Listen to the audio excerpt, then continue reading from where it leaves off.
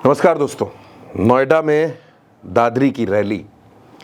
इस रैली में अखिलेश यादव बहुत खुश थे। उनके पास समाजवादी पार्टी के वो तमाम नेता मौजूद थे जो पीडीए को जोड़ते हैं। अतुल प्रधान थे, राजकुमार भाटी थे, माता प्रसाद पांडे थे, इकरा हसन वहां मौजूद थी, रामजीलाल सुमन वहां मौजूद थे और सामने हजारों की संख्या में वो लोग मौजूद थे जो समाजवादी पार्टी पर विश्वास करते हैं, जिनको लगता है कि समाजवादी पार्टी उत्तर प्रदेश में बदलाव ला सकती है। अखिलेश यादव के मंच पर महान सम्राट मिहिर भोज की प्रतिमा भी थी। अखिलेश यादव ने उस प्रतिमा पर माल्यार्पण भी किया, फूल भी चढ़ाए, नमन भी किया। लेकिन दोस्तों, एक टीस ऐसी है जो अखिलेश यादव के दिल में पिछले 9 सालों से है और वो टीस पहली बार इस मंच पर सामने आ गई। अखिलेश यादव ने खुलकर उस बात का जिक्र किया। अखिलेश यादव ने कहा कि पीड़ा क्या होती है, दर्द क्या होता है, वो ये लोग कभी महसूस नहीं कर सकते। उसको हम महसूस कर सकते हैं क्योंकि हमने उसे झेला है। अब हर कोई इस मंच पर हैरान था। सामने जितनी जनता बैठी थी वो हैरान थी। अखिलेश यादव ने जिक्र किया 2017 की उस घटना का, जब अखिलेश यादव मुख्यमंत्री थे, चुनाव परिणाम आ चुका था, नए मुख्यमंत्री को आवास में जाना था, जो मुख्यमंत्री आवास है उसमें जाना था और गंगा जल से उस आवास को धुलवाया गया था। अखिलेश यादव ने कहा कि वो टीस मेरे दिल में है, उसको और कोई नहीं समझ सकता। जिस आवास में हम रहते थे उसको गंगा जल से धुलवाया गया और यही पीडीए समाज का अपमान है। क्या कुछ कहा अखिलेश यादव ने दोस्तों, वो सुनिए। जिसने अपमान के, अत्याचार की, अन्याय की, उत्पीड़न की, उपेक्षा की, भेदभाव की पीड़ा नहीं झेली है, वो कभी भी हमारे दुख को नहीं समझ सकते हैं। वो हमदर्दी तो दिखा सकते हैं, लेकिन वो लोग हमारा वो दर्द महसूस कर सकते हैं जो हमारे घर को गंगा जल से धुलवाने पर हमको हुआ था, या मंदिर जाने पर, मंदिर धुलवाने पर हमने महसूस किया था। हम ऐसे नकारात्मक लोगों को मिटाना नहीं चाहते हैं, बस समझाना चाहते हैं कि अब दौर बदल गया है, पीडीए समाज एकजुट हो गया है।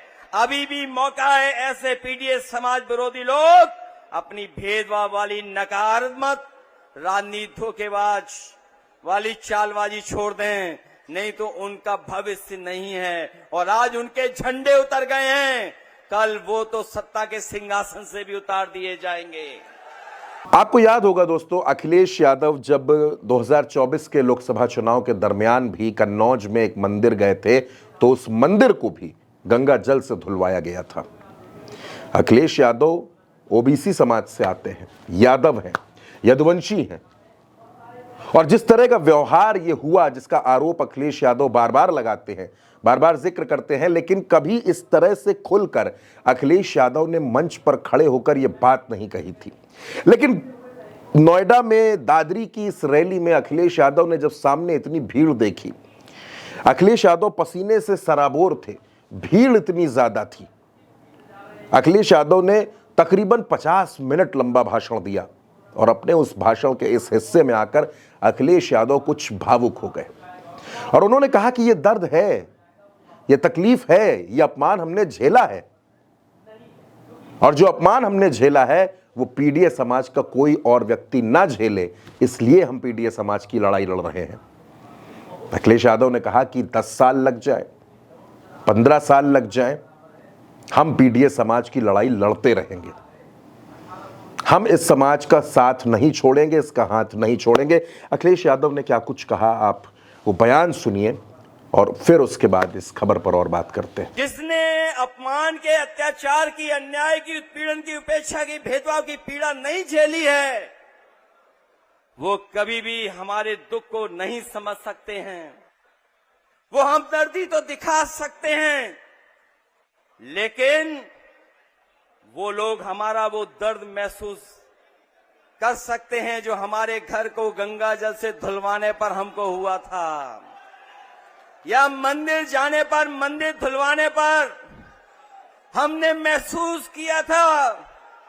हम ऐसे नकारात्मक लोगों को मिटाना नहीं चाहते हैं, बस समझाना चाहते हैं कि अब दौर बदल गया है, पीडीएस समाज एकजुट हो गया है। अभी भी मौका है ऐसे पीडीएस समाज विरोधी लोग अपनी भेदभाव वाली नकारात्मक राजनीति धोखेबाज वाली चालबाजी छोड़ दें, नहीं तो उनका भविष्य नहीं है। और आज उनके झंडे उतर गए हैं, कल वो तो सत्ता के सिंहासन से भी उतार दिए जाएंगे। अब दोस्तों, अखिलेश यादव के इस बयान के क्या मायने हैं? क्या पीडीएस समाज इस बात को समझेगा, इस बात को सुनेगा?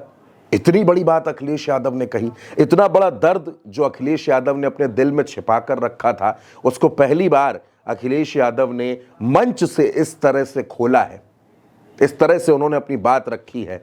तो इसका संदेश कहां तक जाएगा, इसका असर कहां तक जाएगा, यह भी देखना होगा दोस्तों।